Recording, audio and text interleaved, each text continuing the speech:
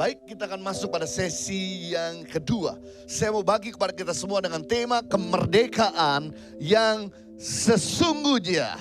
Apa itu kemerdekaan? Kemerdekaan artinya adalah bebas, tidak terikat atau lepas dari tuntutan. Gak ada beban lagi, gak ada lagi yang menekan, membuat kita merasa lega. Itu arti daripada kemerdekaan. Kenapa saya mau bagikan kepada kita semua tentang kemerdekaan? Karena di dunia ini ada begitu banyak orang Kristen berhasil dalam ibadah mereka. Mereka tidak pernah absen dalam ibadah. Namun ironisnya ada begitu banyak orang Kristen juga yang sama, yang rajin pergi ke gereja. Mereka masih punya mental block, takut, khawatir, gak berani melangkah, masih ragu-ragu. Itu sebabnya kita butuh kemerdekaan. Agar kita bisa move on dan berkembang dan lebih produktif dibandingkan sebelumnya. Ada begitu banyak orang Kristen berhasil dalam pelayanan mereka. Mereka begitu berapi-api ketika melayani Tuhan. Namun ironisnya ada begitu banyak orang Kristen yang sama juga. Yang berapi-api melayani masih terikat dengan dosa dan hawa nafsu. Masih susah keluar. Gimana saya bisa hidup merdeka? Saya baru-baru ini melayani anak sekolah Alkitab yang berkali-kali jatuh di dalam dosanya dengan perempuan. Artinya dia perempuan sama perempuan. Dengan pembimbing rohaninya yang perempuan di dalam sekolah Alkitab. Padahal udah minta ampun sama Tuhan. Padahal udah coba segala macam cara, masih terikat. Mereka bergumul dalam ikatannya. Ada begitu banyak orang Kristen berhasil di dalam karir mereka, cita-cita mereka. Mereka menggapai, mereka punya target. Namun ironis ada begitu banyak orang Kristen juga yang sama gagal di dalam keuangan. Mereka masih terikat dengan hutang online. Hutang sana, hutang sini. Nah, saya gak mau kita berhasil satu sisi, gagal di sisi lain. Kita merdeka di satu sisi, terikat dengan sisi lain. Itu sebabnya kita perlu belajar selama 5 hari ini bagaimana kita hidup dalam kemerdekaan. Karena kemerdekaan itu sangat berharga. Bahkan banyak orang rela mati demi sebuah kemerdekaan. Wow. Oke, ada 3 makna kemerdekaan sesungguhnya. Yang pertama, bagaimana kita mengalami kemerdekaan yang sesungguhnya. Setiap kita dipanggil untuk merdeka. Galatia pasal yang ke-5 ayat 13 bagian A, firman Tuhan mengatakan, saudara-saudara, memang kamu telah dipanggil untuk merdeka. Setiap kita tanpa terkecuali, hamba Tuhan, pendidik, karyawan, pelajar, ibu rumah tangga, pengusaha, dipanggil untuk merdeka dari hawa nafsu, kejahatan, ketakutan, dosa, masa lalu. Kita ini dipanggil bukan untuk jadi kaya raya. Kita dipanggil bukan untuk jadi berhasil. Kita dipanggil untuk bukan mencapai keinginan-keinginan kita. Tapi kita dipanggil untuk merdeka. Jadi goal kehidupan kekristenan itu bukan sukses. Bukannya mencapai cita-citamu. Bukan kaya, bukan menjadi popularitas. Tapi goal kekristenan menjadi merdeka dari hawa nafsu. Nah, dibutuhkan bantuan orang lain untuk mengeluarkan Anda dari dosa. Karena Anda gak bisa bebas dengan sendiri. Dibutuhkan bantuan orang lain untuk membebaskan kita dari belenggu. Sebagai contoh, ada seekor lalat yang bebas terbang kemanapun.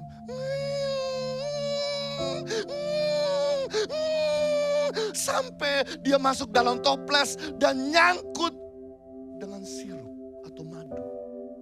Semakin dia berusaha untuk keluar, dia makin nyangkut dan makin terendam di dalam madu tersebut.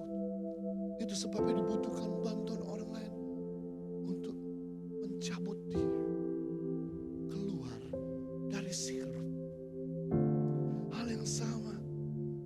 bisa merdeka dengan kekuatan kita sendiri.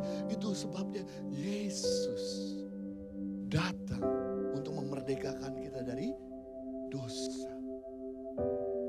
Dan kalau Anda tahu bahwa Anda sudah hidup dalam Yesus, namun Anda masih jatuh bangun dalam dosa, berarti Anda perlu berusaha keluar dari belenggu. Ibrani pasal yang ke-12 ayat 1 bagian B. Marilah kita menanggalkan semua beban dan dosa yang begitu merintangi kita, dan berlomba dengan tekun dalam perlombaan yang diwajibkan bagi kita. Firman Tuhan berkata, marilah kita mendengarkan semua. Berarti tidak ada yang disembunyikan. Tidak ada lagi disimpan. Tidak ada lagi yang disisakan. Mari tanggalkan semua dosa-dosamu. Karena itu merintangimu untuk kamu bisa berlomba. Saya beritahu, kita ini tidak akan pernah menang, mendapatkan hadiah kalau kita nggak pernah ikut perlombaan. Dan kita tidak akan pernah bisa ikut perlombaan dengan baik kalau kita masih membawa beban-beban. Sekali lagi, kita tidak akan pernah menang kalau kita nggak pernah ikut kompetisi. Dan kita nggak akan pernah ikut kompetisi dengan baik kalau kita masih bawa beban-beban. Makanya perhatikan pemain bola, pemain basket, pemain bulu tangkis, semua yang ikut kompetisi, mereka nggak ada yang bawa handphone. Karena itu akan menjadi beban.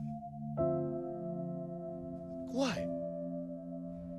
Berarti kalau Anda bisa lepaskan beban-bebanmu, maka Anda bisa bertanding, Anda bisa bekerja, Anda bisa mengajar dengan baik, dan Anda bisa berkemenangan. Because life is a journey. Katakan 3, 2, 1. Life is a journey. Kehidupan merupakan sebuah petualangan. Kehidupan merupakan sebuah perjalanan dari satu level kepada level lebih tinggi, dari satu titik kepada titik lebih jauh. Namun kalau Anda membawa barang di pundak, di tangan, di dada, di pergelangan kaki, maka perjalanan Anda ke level berikutnya akan mencurahkan banyak energi. Perjalanan saudara ke titik lebih jauh akan mencurahkan banyak energi. Dan yang mengerikan, belum saudara sampai di puncak, belum saudara sampai di garis akhir, Anda udah keburu tergeletak karena kehabisan energi. Makanya penting di tahun 2022 ini, di annual meeting ini, kami memberi tema kemerdekaan. Biasanya level up, biasanya building, biasanya favor. Tapi kali ini saya berdoa keras. Di tahun lalu, tema apa yang harus menjadi annual meeting 2022? Tuhan ingatkan tentang kemerdekaan. Supaya perjalananmu itu menyenangkan sepanjang tahun 2022. Agar pengajaranmu itu tajam, kreatif, dinamis. Bahkan menyentuh, memberkati, mengupgrade begitu banyak orang-orang di sekeliling kita. Amat disayangkan kalau kita ini meninju angin atau melempar garam dalam lautan. Karena kita begitu banyak beban-beban. Waktu ngajar aja udah punya beban. Itu sebabnya yang kita perlu lakukan untuk melepaskan semua beban dan dosa. Kita perlu melepaskan yang namanya dosa. Apa itu dosa? Dosa dalam bahasa aslinya, dalam bahasa Yunani artinya harmatia. Katakan harmatia. Harmatia itu artinya missing the target. Nah, berarti saudara orang Batak tapi bisa bahasa Yunani. Saudara orang Papua bisa bahasa Yunani. Bahasa Yunani dalam kata dosa adalah harmatia. Harmatia artinya missing the target. Meleset dari target. Waktu Anda membidik lingkaran merah, Anda lemparkan peluru, Anda lemparkan panah. Nah, panah yang warnanya pink dan kuning, inilah disebut dengan harmatia. Harmatia meleset dari standarnya Tuhan. Harmatia meleset dari prinsipnya Tuhan. Dan yang mengerikan akibat harmatia membuat kita meleset dari janji Tuhan. Membuat kita meleset dari rencana Tuhan. Jadi bukan Tuhan ingkar janji. Kenapa kita gak mendapatkan apa yang kita doakan? Kenapa kita gak mendapatkan apa yang kita inginkan? Karena dosa yang membuat kau meleset dari rencana Tuhan. Bukan Tuhan yang gagal. Tapi kita yang menggagalkan rencana Tuhan. Itu sebabnya di sini penting untuk Anda merdeka agar Anda bisa mencapai sasaran, visi, tujuan, panggilan hidup kita. Nah, kunci untuk merdeka, kita perlu belajar berani mengaku.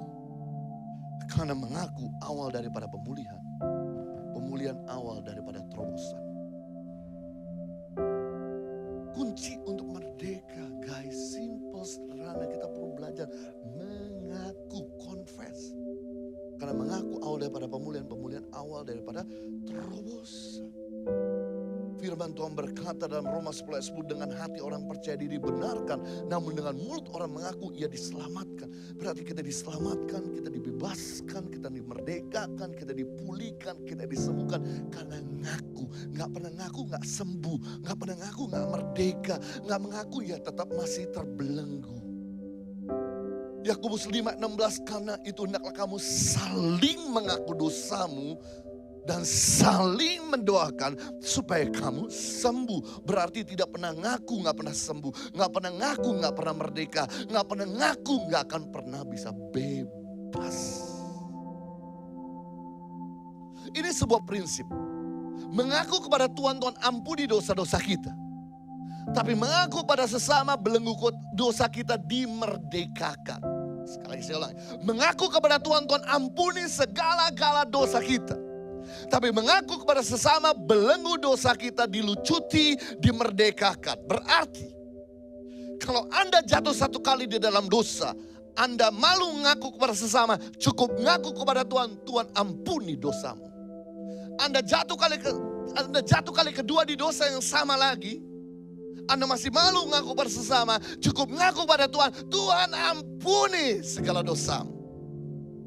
Anda jatuh kali ketiga di dosa yang sama, masih Anda malu mengaku pada sesama, Anda cukup mengaku pada Tuhan, Tuhan ampuni juga dosamu.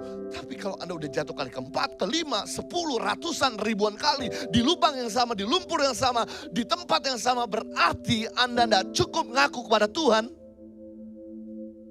Anda perlu belajar berani mengaku kepada orang yang kita percaya, kepada orang yang memimpin kita. Kenapa? Karena kamu gak mampu membebaskan dirimu sendiri. Dibutuhkan bantuan orang lain. Seperti lalat yang masuk dalam sirup. Agar Anda merdeka. Suatu kali ada seorang anak muda datang sama teman saya sebagai seorang pendeta. Dan berkata, Pak Pendeta, saya ini jatuh bangun terus di dosa masturbasi onani. Bebas, itu sebabnya saya ngaku. Saya mau bebas. Karena saya udah coba doa, udah coba minta ampun sama Tuhan. Udah bebas. Karena saya tahu bahwa saya butuh orang lain yang menjaga, mendampingi, mengcoaching, membimbing, dan mengeluarkan kami dari belenggu. Baik, kalau gitu saya minta nomor telepon kamu. Ini Pak. Oke, setiap jam berapa kamu melakukan dosa onani, masturbasi? Tiap mandi malam jam 6. Oke. Nanti saya telepon kami sebelum kamu mandi. Hamba Tuhan itu doakan. Kemudian kasih firman kepada anak muda ini. Dan kemudian dia pulang. Jam 6 kurang 5. Pendeta ini telepon. Hey young man. Anak muda. Gimana kabar? Baik Pak. Kamu tadi sempat jatuh? Tidak Pak. Kamu sebentar yang mau mandi? Betul Pak. Oke. Saya mau kasih firman buat kamu. Bahwa Allah itu suci, Allah itu kudus, Allah itu mulia, Allah itu tidak terang dengan gelap gak bisa bersatu. Saya doakan kamu dalam nama Yesus. Kau mandi dalam kekudusan Tuhan. Dia mandi. Kira-kira 15 menit kemudian pendeta ini telepon lagi. Gimana? Tadi kamu jatuh gak? Enggak Pak. Habis Bapak doain dan kasih saya firman. Tentang kekudusan, tentang terang. Iya, saya jadi pikiran gak kemana-mana. Wow, ternyata ada efek ketika seseorang ngaku dan minta didampingi. Besokannya lagi, jam 6 kurang 5, hamba Tuhan ini telepon lagi. Doain lagi, kasih firman lagi. Dia mandi, setelah mandi 15 menit, Ditelepon lagi sama hamba Tuhan ini, jatuh nggak? Enggak Pak. Wow. Dilakukan hamba Tuhan ini selama 1 bulan. Dan anak muda ini akhirnya bebas dan merdeka dari belenggu dosa. Masturbasi. Guys, kalau anak ini tidak rendah hati datang sama pendeta mau dibimbing, maka anak muda ini tetap terikat sampai kapanpun seumur hidupnya hidup dalam dosa. Dan upah dosa adalah maut. Sifat dosa selalu menurunkan. Sifat dosa selalu menghancurkan. Sifat kebenaran selalu meningkatkan. Sifat kebenaran selalu mendatangkan promosi. Sifat kebenaran selalu mendatangkan berkat. Itu sebabnya firman Tuhan berkata, cari dahulu kerajaan Allah kebenaran maka semua ditambahkan. Berarti begitu Anda hidup sesuka-suka Anda, hidup dalam dosa, semua dikurangkan. Perhatikan, Anda yang masih terbelenggu oleh dosa, Anda akan tetap bantet. Anda akan tetap ceper, Anda akan tetap kerdil dalam potensimu, di dalam karyamu, di dalam kerohanian. Jadi tidak ada cara lain. Kalau Anda masih jatuh bangun di dalam kesalahan yang sama, gak ada cara lain. Anda perlu datang kepada orang yang Anda percayai. Karena Anda gak mampu untuk keluar dengan kemampuanmu sendiri. Butuh teman, pemimpin, orang tua yang bisa membimbing kamu untuk kamu benar-benar merdeka. Makanya jangan pernah icip-icip dosa. Sifat dosa itu, upah dosa memang maut, tapi sifat dosa itu mengikat, membelenggu. Jangan pernah jajan dosa. Sekali kau coba, sekali kau toleransikan, what you tolerate will dominate you.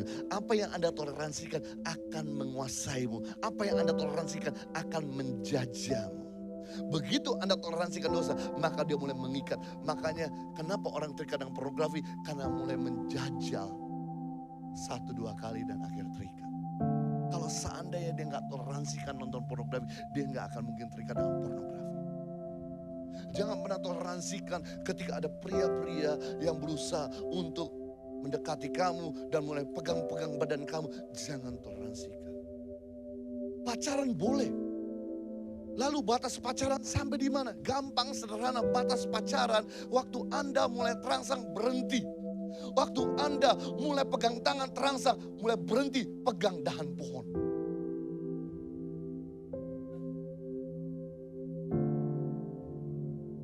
Kalau Anda ciuman terangsang, mulai berhenti cium tembok. Berhenti merangsang. Jadi batasan pacaran bisa diukur dari mulai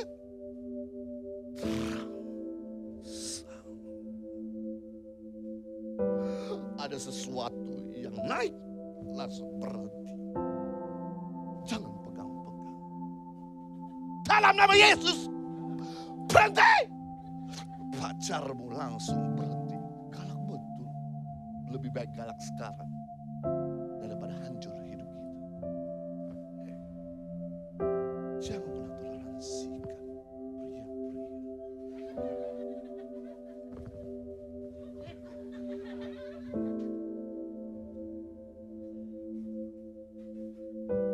What you tolerate will dominate you.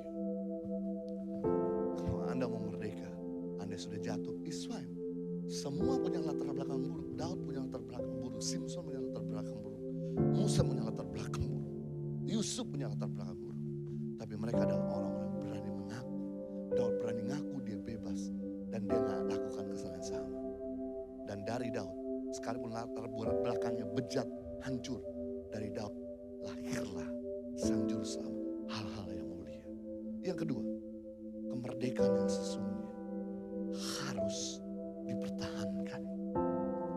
Setelah kau bebas, kau jangan coba-coba nyemplung lagi. Dijaga. Galatia pasal 5 ayat 13. Saudara-saudara, memang kamu telah dipanggil untuk merdeka. Tapi jangan kamu mempergunakan kemerdekaan itu sebagai kesempatan untuk hidup di dalam dosa. Kemerdekaan itu harus dijaga, dipertahankan, dirawat. Sebab kalau kita gak merawatnya, kalau kita gak menjaganya, menuruti hawa nafsu, maka Anda serohani apapun, sesenior apapun bisa jatuh lagi di dalam dosa. Jadi merdeka itu bukan berarti bebas berbuat dosa. Tapi merdeka itu bebas dari dosa. Sekali lagi, merdeka itu bukan berarti bebas berbuat dosa. Tapi merdeka itu bebas dari dosa. Bukan bebas ingin melakukan ini dan itu. Tapi bebas dari dosa. Bebas dari belenggu. Wow. Kebebasan artinya kita harus mengerti batasan wewenang kita. Kebebasan atau freedom, kita harus mengerti sampai mana wewenang kita, otoritas kita, area kita. Seperti ikan, dia punya wewenang di dalam air. Begitu dia melewati batasan, coba keluar lompat. Aku bosan tinggal di air. Gue mau terbang sebentar ke darat. Begitu dia ada di darat, bisa hidup? Bisa, tapi sebentar. Setelah itu dia mati. Karena wewenang dia di air, bukan di luar air. Sama dengan hidup kita. Tuhan memberikan pada kita batasan-batasan. Agar Anda gak menyimpang ke kanan ke kiri. Gak usah jauh-jauh. Manusia pertama yang belum pernah berbuat dosa bernama Adam dan Hawa ditempatkan di Taman Eden. Taman Eden artinya tempat kehadiran Tuhan. Dan Tuhan ngomong di dalam Kejadian 2, 16-17. Semua tanaman di tempat ini Adam dan Hawa boleh kau makan. Kecuali satu. Semua boleh, kau bebas makan all you can eat. Makan sepuasnya. Kecuali satu. Pohon di tengah-tengah Taman Eden tentang pengetahuan yang baik dan jahat jangan kau makan. Sebab ketika kau melewati batasan, menyentuh buah itu, kamu akan mati. Bayangkan, dari awal Tuhan udah kasih batasan. Supaya kamu jangan dibelenggu. Kamu tetap bebas. Waktu itu secara literatur, gak ada di Alkitab. Tuhan menciptakan di dalam Taman Eden ada lebih daripada 2.500 jenis tanaman. Di NTT berapa jenis tanaman, Richie? Hah? Tidak tahu. Tidak tahu ya. It's okay. Saya beritahu di Eden ada berapa. Lebih dari 2.500 jenisnya tanaman. Waktu itu Adam sudah diberitahu semua kau boleh makan. Saya senang sekali. Dari dulu Tuhan itu selalu kasih menu all you can eat.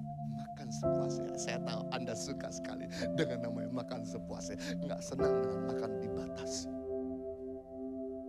Makanya begitu datang ke annual meeting, kalian yang kurus, berat badannya bertambah begitu pulang dari annual meeting. Karena di sini all you can eat. Minum sepuasnya, makan sepuasnya, cuman tidur enggak sepuasnya. Karena kita punya acara.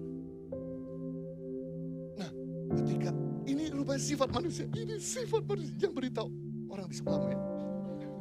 Ini sifat manusia, udah kenyang masih rakus.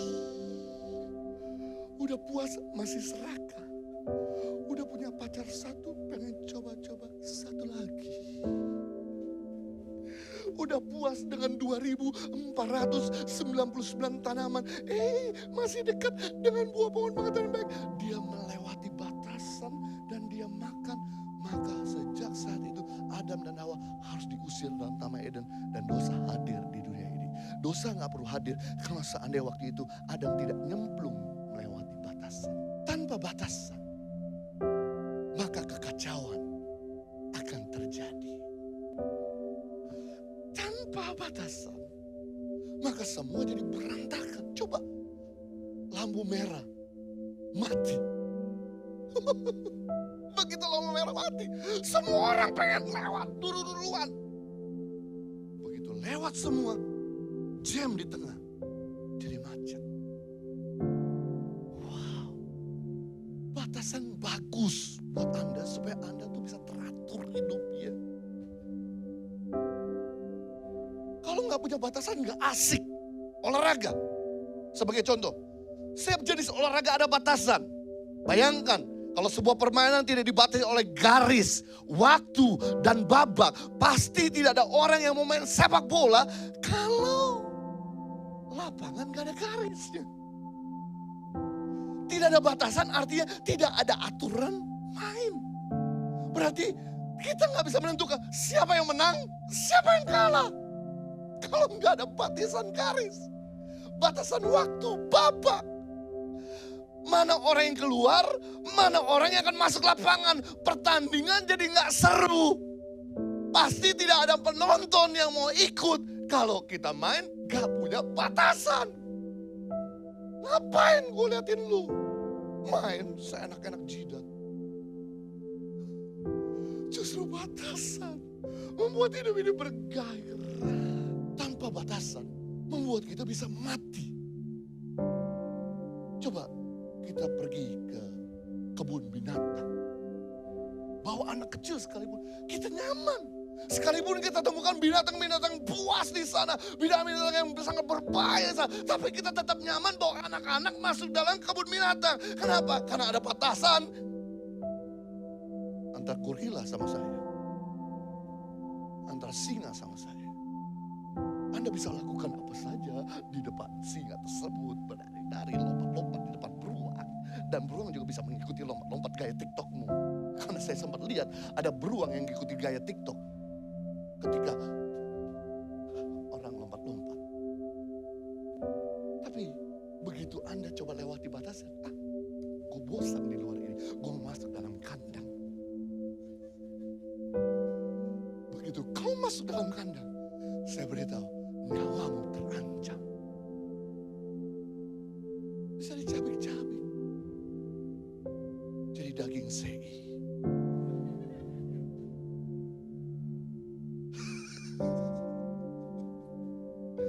Guys, batasan membantu kita mengikuti aturan main.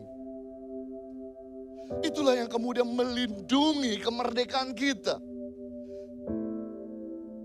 Kalau kita mau melindungi kesehatan, agar umur panjang, gak sakit, kita harus hidup dalam batasan yang ditentukan oleh dunia kesehatan. Kalau kita mau sehat, ada batasan, aman kadar gula dalam darah. Begitu darahnya mulai tinggi, kita harus rem makan nasi. Karena nasi punya gula yang tinggi. Walaupun sudah makan nasi pakai garam, tetap bisa punya gula tinggi. Karena bukan garamnya, nasinya. Makanya hati-hati buat saudara-saudara yang suka minum teh manis. Ini kesaksian kemarin, ada salah satu staff, dia suka minum teh manis. Karena pikir lelah, dia gak sempat makan, minum teh manis. Pagi minum teh manis. Coffee break minum teh manis. Makan siang minum teh manis. Coffee break sore minum teh manis. Malam teh manis. Dan betul, jadi manis darahnya. Dan akhirnya harus diamputasi ini dan itu. Dibuntungin tangannya. Karena gula, kalau Anda udah kena gula, itu mother of disease. Induk dari segala jenis penyakit. Begitu kau kena gula, kau akan kena penyakit yang lain-lainnya. Makanya kita harus tahu batasan. Minum teh manis dan makan nasi putih. Makanya bagus makan singkong di sana. Ubi, jagung. Karena itu bebas gula. Bersyukur Anda ada di daerah bebas nasi. Pasti, makanya kelihatan sedikit dan tidak ada yang kena gula. Kecuali nanti kita tes darah Anda. Ada batasan aman untuk kolesterol, asam urat, batasan aman untuk tekanan jantung, dan batasan lainnya. Kalau kita berada di luar batas, pasti berbahaya buat kesehatan kita. Sama juga, batasan itu baik untuk melindungi kemerdekaan finansial kita. Selain melindungi kesehatan, melindungi keuangan kita. Coba Anda gak batasi gaji sebentar lagi. 28. Yeay. Dan setiap Desember saya minta untuk bagian keuangan transfer double. Ya 23 dan kemudian maju lagi THR 13. Tapi tidak ada yang berkata terima kasih dari satu di antara kalian. Berkata, Pak Jojo terima kasih ada uang mendadak masuk THR. Gak tahu uangnya dipakai kemana tuh. Nah kalau Anda gak pernah batasi, begitu terima uang Anda makan semua. Gak dikembalikan apa yang menjadi bagian Tuhan. Agar Tuhan makin berkatimu. Anda gak ditabung agar mengamankan keuangan Anda di masa depan. Anda gak pernah tabur bagi keluarga yang membutuhkan. Anda makan 100% semuanya untuk diri sendiri. Belanja semuanya untuk diri sendiri. Maka yang terjadi sebesar apapun gajimu, setinggi apapun gajimu, jebol terus. Gak pernah nabung, malah ngutang iya. Saya bersyukur ada batasan waktu makan kenyang. Kalau perutmu ini gak punya alarm kenyang, makan terus. Selang sudah besar, sudah bisa penyakitan. Saya bersyukur ada batasan lapar. Kalau Anda gak pernah merasa lapar, my goodness, Anda jadi krempeng tipis dan mati. Saya bersyukur tiap pagi ada batasan sakit perut. Seandainya Anda gak pernah sakit perut 1-2 hari, oke, Anda masih bisa tahan. 3-4 hari, oke, Anda masih coba berusaha tahan. Tapi orang di sebelahmu tidak bertahan. Begitu Anda gas sedikit, busuk apa ini? Biasa kita maling, teriak maling. Ya siapa yang kentut ini? Bau benar. Padahal dia sendiri. Begitu Anda tahan lagi gak mau keluarin, maka 1-2 minggu Anda mati. Tapi yang terjadi kalau pagi-pagi Anda punya alarm sakit perut dan kemudian Anda pergi ke belakang. Begitu selesai dari belakang, rasanya lega banget. Bersyukur dengan ada batasan membuat Anda hidup sehat, baik. Sama halnya ada batasan dalam berpacaran. Ada batasan dalam berorganisasi. Ada aturan main yang kamu perlu ikuti agar kamu tetap bebas bekerja sama tangan pengharapan. Begitu kamu langgar, maka kamu gak lagi bebas. Kamu jadi jobless. Ada batasan dalam hubungan suami istri. Semua segala sesuatu ada batasan untuk menjaga kemerdekaan. Yang mengerti katakan apa? Kemerdekaan perlu dipertahankan. Agar saudara yang sudah merdeka jangan jatuh lagi mengikuti hawa nafsu. Terakhir, bagaimana makna kemerdekaan yang sesungguhnya? Kemerdekaan yang sesungguhnya terjadi ketika kita melayani yang lain. Yang pertama, setiap kita dipanggil merdeka. Yang kedua, pertahankan kemerdekaanmu. Jangan coba-coba kau mencoba dirimu untuk melewati area wewenangmu. Yang ketiga, untuk kita bisa merdeka, layani orang lain. Galatia 5:13. Saudara-saudara, memang kamu telah dipanggil untuk merdeka. Tetapi janganlah kamu mempergunakan kemerdekaan itu sebagai kesempatan untuk hidup dalam dosa. Melainkan layani seorang akan yang lain. Selain kita dipanggil untuk merdeka, yang kedua kita harus jaga kemerdekaan. Yang ketiga, layani yang lain. Kenapa kita perlu melayani yang lain? Agar pikiranmu gak negatif. Orang kalau jatuh dalam dosa karena nganggur. Gak mungkin orang jatuh dalam dosa ketika lagi sibuk main Zoom. Hey guys, apa kabar? Oke, saya mau presentasi tentang kemerdekaan. Tiba-tiba pikirannya kotor. Ketika Anda sibuk melayani orang lain, Anda gak punya kesempatan bermain-main dalam dosa. Saya kasih tahu, kenapa Daud jatuh dalam dosa? Padahal sangat rohani. Saya beritahu, Daud rohani seperti apa? Dia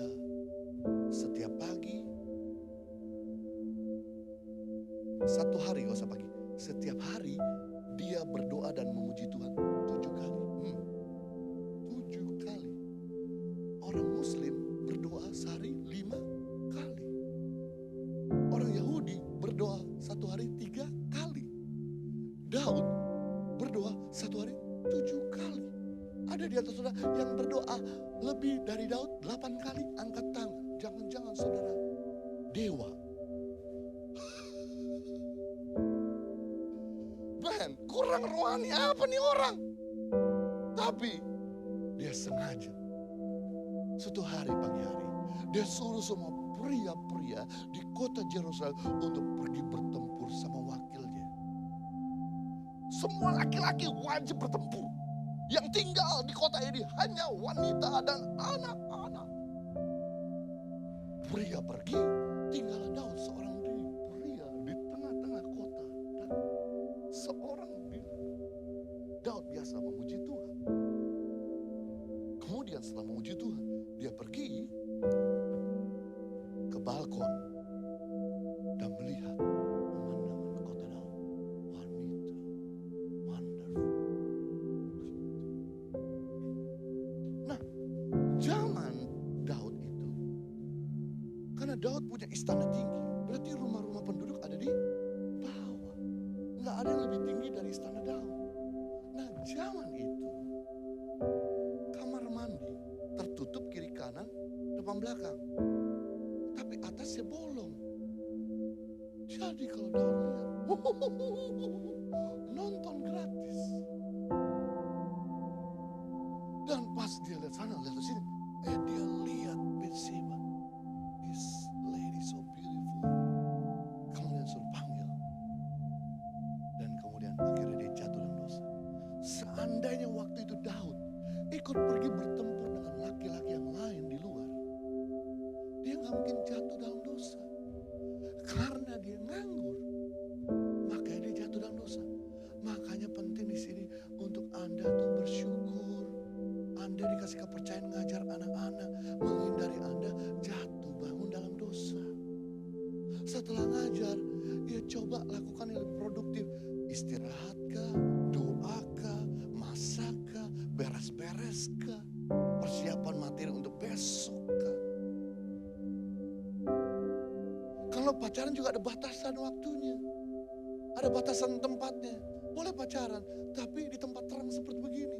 Kumpul rame-rame, banyak kumbang-kumbang lain. Sehingga kamu gak bisa iseng-iseng.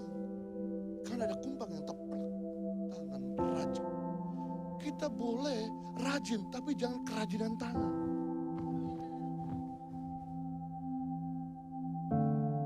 Makanya kalau pacaran ada tempat terang, jangan gelap-gelapan. Bahaya.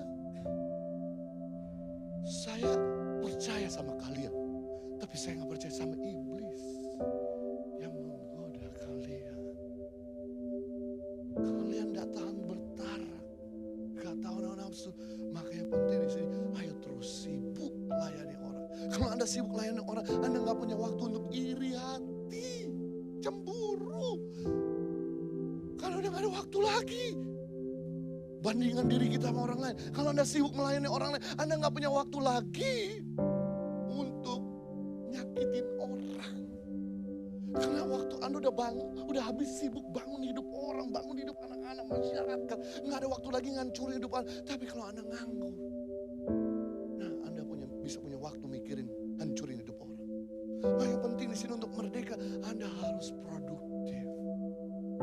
14. Sebab seluruh hukum Taurat tercakup dalam satu firman, yaitu kasihilah sesamamu seperti dirimu sendiri. Mari belajar untuk mengasihi orang lain seperti kita mengasihi sendiri. Berarti gini, kalau kita bisa makan, ayo bantu buat mereka gak bisa makan.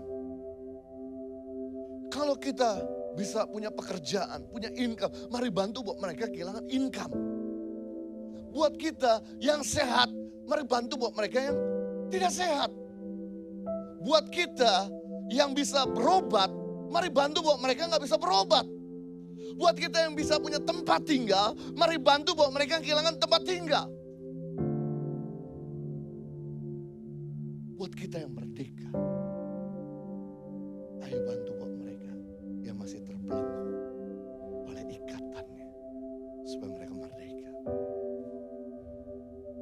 Apa yang terjadi kalau mereka-mereka yang gak bisa makan, yang gak punya pekerjaan, dibiarkan, kita cuekin dia.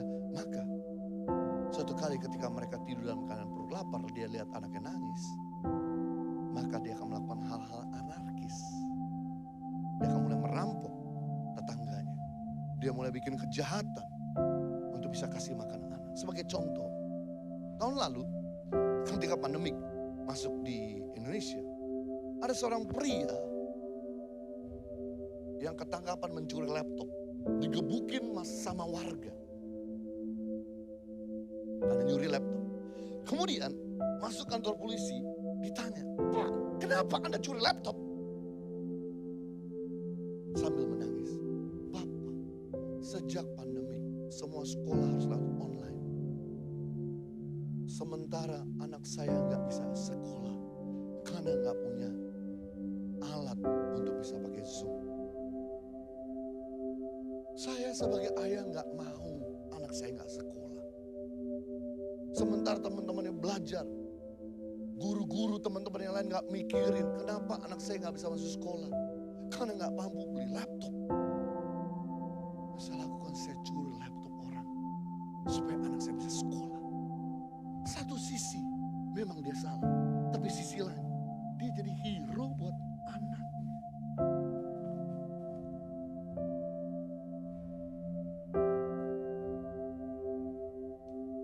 Ketika kita nolong sesama, bantu sesama, kita sedang meredam kejahatan.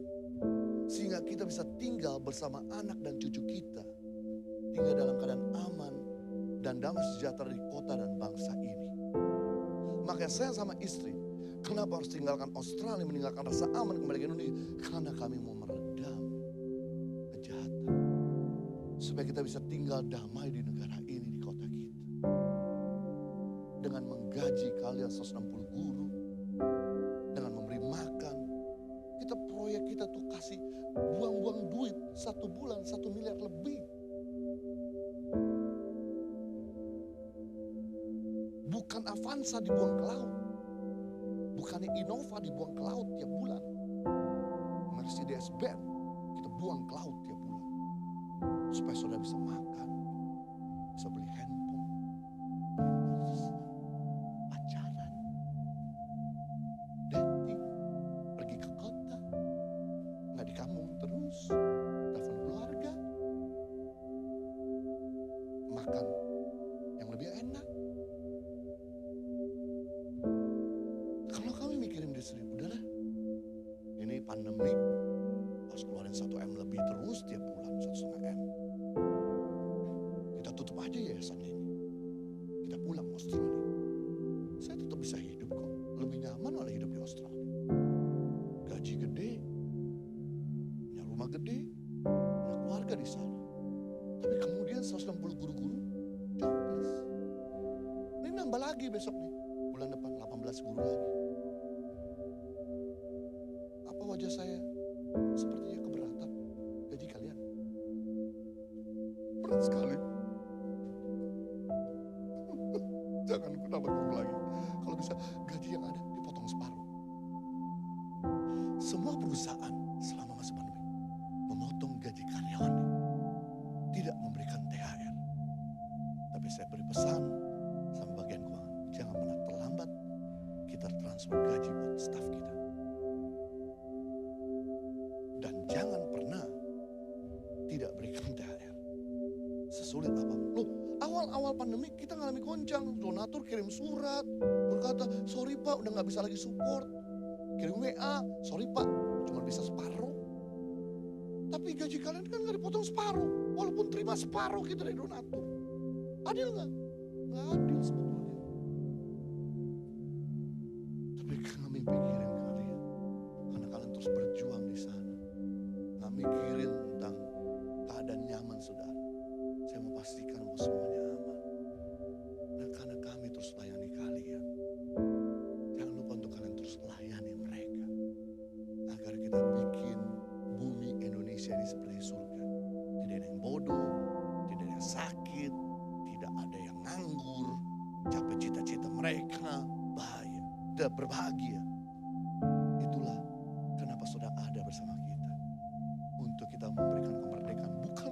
sedih, tapi buat mereka yang terbelenggu dengan buta huruf, terbelenggu dari kemiskinan, terbelenggu dari iman yang kandas, dan lain sebagainya. Dengan demikian kita akan lihat Indonesia sesungguhnya merdeka. Beri tepuk tangan buat Tuhan kita.